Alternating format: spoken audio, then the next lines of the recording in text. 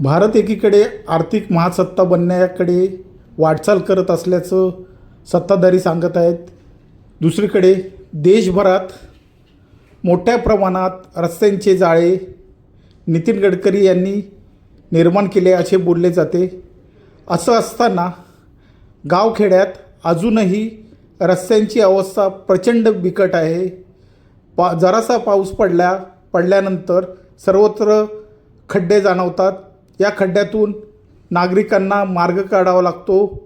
शाळकरी मुलं असतील, वाहन चालक असतील, यांना या खड्ड्यांचा प्रचंड ताण पडत असतो. असे एक चित्र असताना शाळकरी मुलांनी या खड्ड्यांची समस्या त्यांच्या कॅमेऱ्यात कैद केली आणि ती इतकी व्हायरल झाली की त्या व्हिडिओच्या आधारे तिथल्या जिल्हा परिषदेने त्याची गांभीर्याने दखल घेत दुसऱ्या दिवशी तातडीने ते खड्डे बुजवले.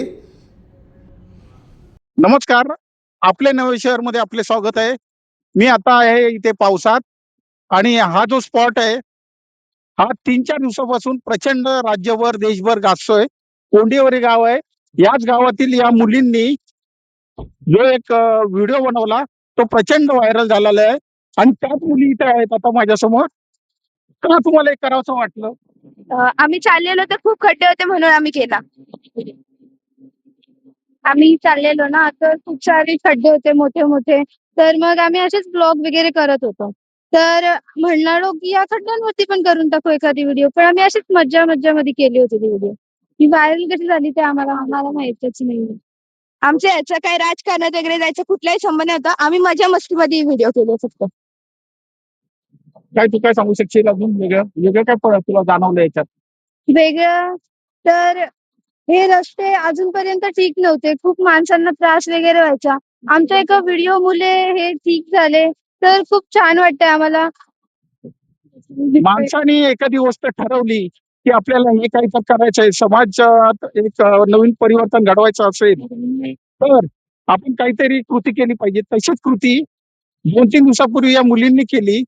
अतिशय त्यांनी साध्या पद्धतीने एक व्हिडिओ तयार केला आणि त्या व्हिडिओनी हा जो रस्ता होता, आधी प्रचंड खड्डे होते या रोडवर.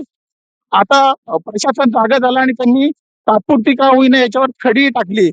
इथून एक गोष्ट लक्षात घेतली पाहिजे की झेंजीचं जे आंदोलन झालेलं आहे आता नवी दिल्लीत, तेव्हापासून सरकारनं सामान्यांचे प्रश्न हाताळायला लागलेत. त्याचं हे एक ज्वलंत उदाहरण आहे असं मला वाटतं.